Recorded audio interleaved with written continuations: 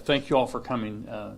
Just a couple little housekeeping pieces of information. We're going to do two separate incidents today.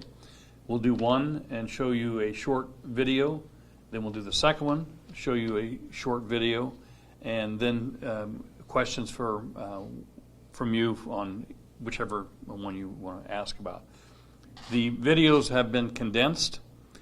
We will have a complete video for you if you choose to take one. One is extremely lengthy, I think probably 30 minutes.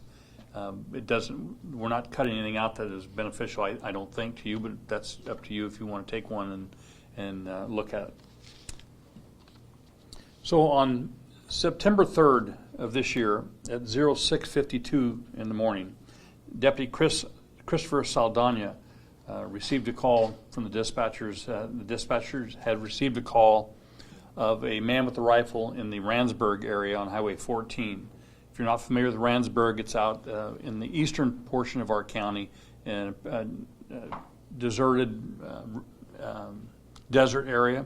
The town of Randsburg is there, which is a relatively small old mining town. The call was of a man with a rifle and two vehicles alongside the road. Deputy Saldana responded, found the first vehicle, got out and found that the vehicle was stolen, but there was no one around it.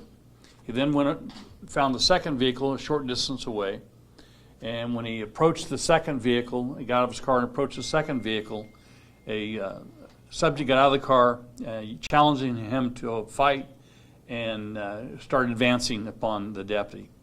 The deputy retreated. The suspect ran back to his vehicle, and the deputy tried to contact him again before he got to the vehicle.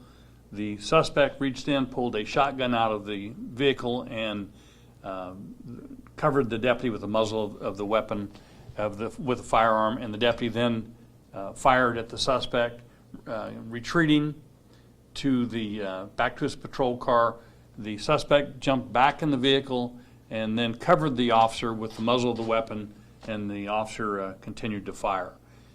The CHP backed the deputy, and when the CHP got there, they found the suspect in the back of the car, and the suspect was deceased had been shot and was dead. With that, we'll show you a very short video of the first one. The video doesn't really show a lot. It's from a dash cam of the highway patrolman's car. The deputy was not equipped. Our substation deputies, with the exception of Wasco, do not have body cams yet. We're working towards that, but the deputy did not have a body camera. So with that, we'll show this short video.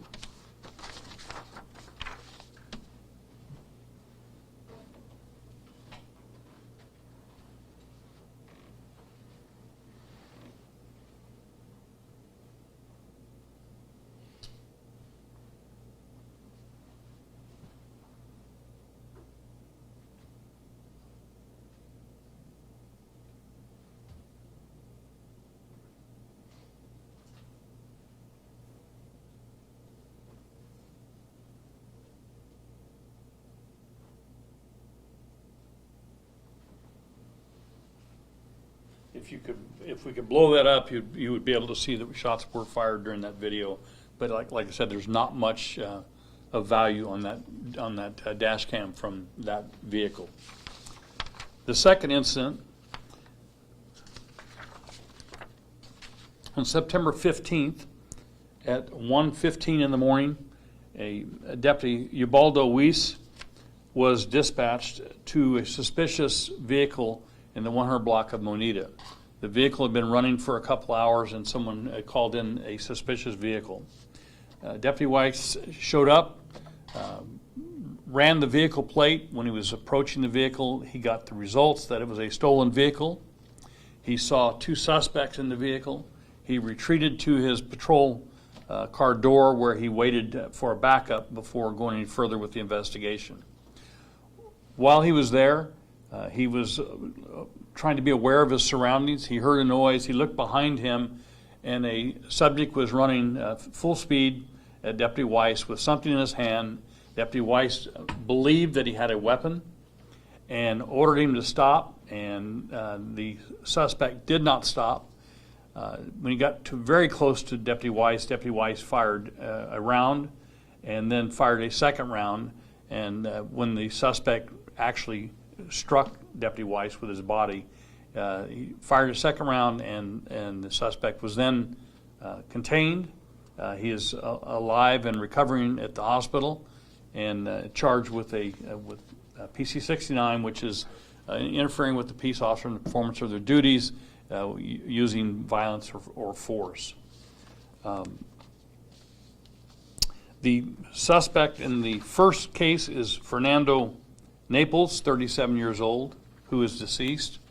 In the second case on Monita, the suspect is Ricardo Usher, 31 years old.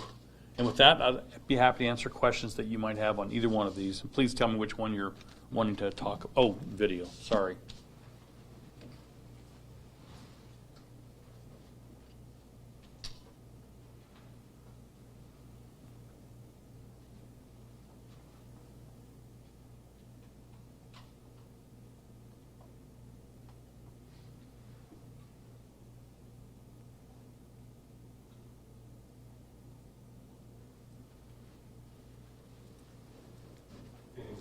That would be the second video. And with that, answer any questions that you might have.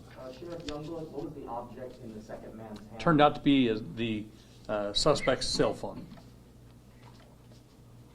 Was he able to tell you guys why he approached the officer that way? He was yelling.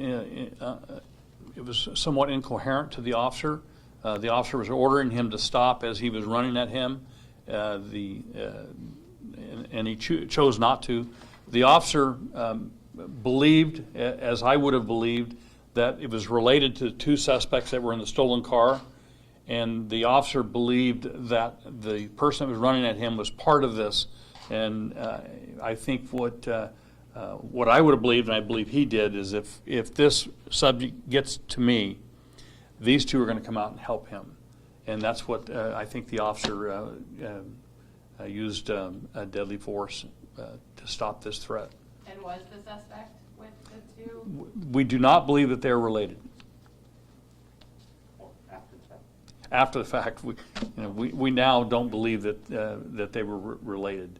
Why a subject would do a suspect would do what he did, I can't answer that question. We do know a lot of things are occurring in our world with assault on police officers that make us probably more aware, and I think that was beneficial to Deputy Weiss, and that he was able to see this suspect running out of the dark at 1:30 in the morning in an attempt to attack him. How do you suggest that people approach officers in these situations and things don't escalate like that? Well, I suggest they don't run at them, first of all. At 1:30 in the morning, I certainly believe that you can use voice to contact someone. The officers are not going to shoot someone that walks up to them to ask a question. We're very reasonable. I think when you watch this video, you see how unreasonable that is at 1:30 in the morning when an officer is dealing with a stolen car with two people in it. There's no logic to what the suspect did, at least in my opinion. Is there any indication of toxicology, alcohol, drugs? The tox takes some time to get back, and we do not know that. But whether there's a mental health issue, whether there's a drug issue, I can't really answer that. But Tony, just so you understand, at that moment, it really doesn't matter what the issue is. Did we ever determine if the two suspects who were inside the vehicle at the truck at that time were arrested or anything like that? Yes, they were. Yes. Stolen vehicle. For a stolen vehicle, yes. And is that your guys' goal every time? I feel like that should be the end game, to make sure that everyone, suspect or not, makes it out alive and everything. Absolutely. When you pull the trigger in this business, in this profession, a lot of things are going to happen. None of them are good. We all know that. You're going to be subject to a lawsuit. You're going to be subject to scrutiny by the sheriff, by the media, by the public. It's just part of what we do. We accept that, we hold them accountable when they do something wrong. And in this particular case, we haven't gotten to that point yet, but right now I can't see that I would have done anything differently. If there are mental health issues at bay here, is there any plan in how to approach someone with that kind of situation going forward? I mean, which one are you talking about, the first or the second? The second instance.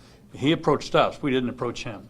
Right. So when you come running at an officer at 1:30 in the morning in that type of situation, whether you have a mental health issue, whether you're under the influence of drugs and/or alcohol, makes me no difference. What I do know is you're going to attempt to hurt me, and that's what's important. When we contact someone that we know has a mental health issue, we have a team of people that do that. A deputy with a mental health worker in the same patrol car, given that opportunity to diffuse the situation. And sometimes you're successful and sometimes you're not. What's the status of the two deputies involved? Are they on leave? We always place them on administrative leave till we complete the investigation. And I think Deputy Saldana probably is going back to work today or tomorrow. Does it make it more difficult right now when we're dealing with not only COVID, where people feel like there's kind of no consequence to their actions right now, in a place like Kern County that's so widespread and spread out? Well, we're not exempt from anything. Even though we're a conservative county and a very liberal state, doesn't mean we're exempt from anything. What we do know is there are ambushes that have occurred across this country on police officers. It's unacceptable. We're not going to allow a suspect to hurt us if we can prevent it. And we will take, with what's going on in our world, we are taking extraordinary precautions on how we do business. It's not business as usual, and we're going to protect ourselves first. Sheriff, are you planning to put 2 officers in each unit? We have plans to protect ourselves. The tactics we're going to use, we're not going to air publicly, but we certainly are concerned about the safety of our officers, and we're going to do everything that we can to protect them, and we expect them to do the same. Given the social, political climate, what's going on right now, do you think these types of press conferences, when these happen, help the department and help people understand exactly what happened? Well, I think it's important that we are transparent. It's important that we, when these things happen, that the public understands what happens. Sometimes it benefits us, sometimes it doesn't. But we hire from the human race. We hire human beings. They live and breathe and die just like all of the rest of the populace. And my concern is to provide public safety to this community. But my number one concern is make sure my officers are safe and have the training and equipment to protect themselves when they respond to a call for service. Have you heard from deputies that maybe they're a little more apprehensive because of what happened to those deputies in Los Angeles? I certainly don't need to hear from deputies to know that they're more apprehensive, as I am. They're more aware of their surroundings on calls than they were, say, 6 months ago. I am as well. I wear the uniform, the badge. I'm aware of my surroundings, and not that I'm looking for something bad to happen, but I certainly am aware of my surroundings, and I expect them to do the same as well. It's part of their training. Is it encouraging to you? I mean, we had another instance just before these two, I believe, off the 178, where an officer was off duty carrying his firearm. Does it encourage you to say, these officers are just as much members of the community and will act when necessary? Well, you're right. We are part of the community. We all live here. This is extraordinary times with COVID and with the unrest in our communities. We're going to deal with it. We've been down this road before. We have ups and downs. We will continue to provide public safety to the people that we serve, and we can't hide from the fact that we've had a lot of violence occur in our communities. The homicide rate is higher than it's probably ever been. Just yesterday we had the homicide at Basham's. These are startling reminders of the world that we live in, and we've had a lot of officer-involved shootings this year compared to years past, but they're almost without fail the threat on the officer's life or the threat on the public's life, and it's our job to protect them and ourselves, and we'll continue to do that. Have you noticed any increase or like more ambushes or attacks on deputies? Like, Well, I've noticed ambushes across this country. Yes, absolutely. locally though? We are in a time where people don't feel like they're not held accountable for a lot of their actions. And when you don't hold people accountable, they tend to push that envelope further and further. And I think we're seeing some of that. Locally, we've had 2 ambushes in the last 13, 14 days. That's really concerning to me.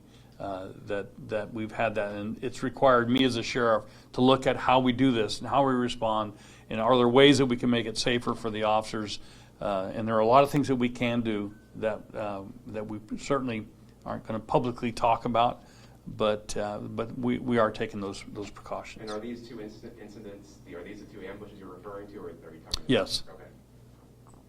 I mean, it's when someone reaches in their car and pulls a shotgun out, knowing that you're armed, knowing that you have a gun, bad things are probably going to happen to you. When you run at a deputy at 1:30 in the morning with something in your hand, making that threat, something's bad is going to happen to you. They're not going to stand there and let you hurt them, and nor do I expect them to do that. For the second instance, do you know who made the call, and you can confirm that it was an ambush? Well, I can confirm what you just saw, and you can make your own decision whether that's an ambush or what that is. From my standpoint, my experience in this profession, if someone were to do that to me, I would think I was being ambushed. I would think that it was related to the 2 suspects that were in the stolen car, and that this person was trying to help them in whatever way he thought was appropriate, and so you can make the assumption whatever you choose. What is the status of Ricardo Usher currently? Usher is in the hospital recovering from his injuries. Has he been cooperating with deputies? We don't release suspect statements. That investigation is still active. He has criminal charges that he has to face. So I know the county has long been criticized for having lots of officer-involved shootings, and how might you respond to that criticism now that we've had quite a few this year? Yeah, we don't dictate the number of officer-involved shootings. The suspect does. And if it's out of your control, and just for the record, we have been criticized by a few in this community. By and large, this community supports their law enforcement 100%. And we appreciate that support. It's what gets us up in the morning. It's what makes us go to work every day and face this job that is become extremely dangerous. And now with deputies feeling more apprehensive, just given the current climate going on, do you have any worries that that's going to damage community relations or how interactive the deputies can be with community members? No, I don't. Sheriff, could you give us a spelling of the deputies that were involved, please? Ubaldo Weiss, Ubaldo Weiss, and Christopher, Christopher Saldana, Saldana. Christopher's been on for 7 years. Ubaldo's been on for 22 years. Anything else, sir, that we didn't ask you want to add? If you have no more questions, that will conclude our. Yeah, Joel. Can we cover why there is no volume for the first 30 seconds? Yeah, that's a great point. I left that out. We have volume on our body cameras. In the case on Monita, the deputy failed to activate his camera in time. But what the camera does do, it goes back once you activate it and captures 30 seconds prior, but it doesn't capture the voice or the volume. So that's why there is voice on the video once the suspect is down on the ground, and the volume then kicks in. But that's the reason. Thank you, Joel, for that. Do you think that's a technological issue, that these cameras have to be activated in these very quick, high-pressure situations? No, you have to understand there are times, the reason we have to activate them manually, there are times when we cannot have a camera on. When you're interviewing a child, when it's a sexual abuse call, when someone's running down Highway 58 with no clothes on, and all those scenarios are real. that you choose not to activate your camera because that's not, the law doesn't allow you to do that. So it requires a manual activation, and sometimes in the heat of the moment, you don't activate it. Just for clarification, you've had, I believe, 2 deputies that were involved in shootings outside of normal work hours or off duty. You guys classify those as officer-involved shootings, or are these kind of separate instances? They are officer-involved shootings because whenever you place yourself on duty, and in the case, for example, the pizza on 178 and Tony's, that officer placed himself on duty the minute he took action. So it is an officer-involved shooting. We just weren't sure to clarify it. Yeah. We were having trouble ourselves. And is there any like protocol or policy that requires them to turn on their cameras in your instance? There is. Okay. Anyone else? Have you interviewed the guy who ran at the officer to see why he did what he did, or no? We can attempt to interview him, but his statements, if he were to make statements, and there were statements made, we don't air those. They'll be available in the court filings. But suspect statements and interviews, we don't air at a press conference. Anybody else? The name again, to the first individual, the suspect's name again, please, sir. On Highway 14, Yes, sir. the suspect was Fernando Naples, Napoles, 37 years old. Thank you, sir.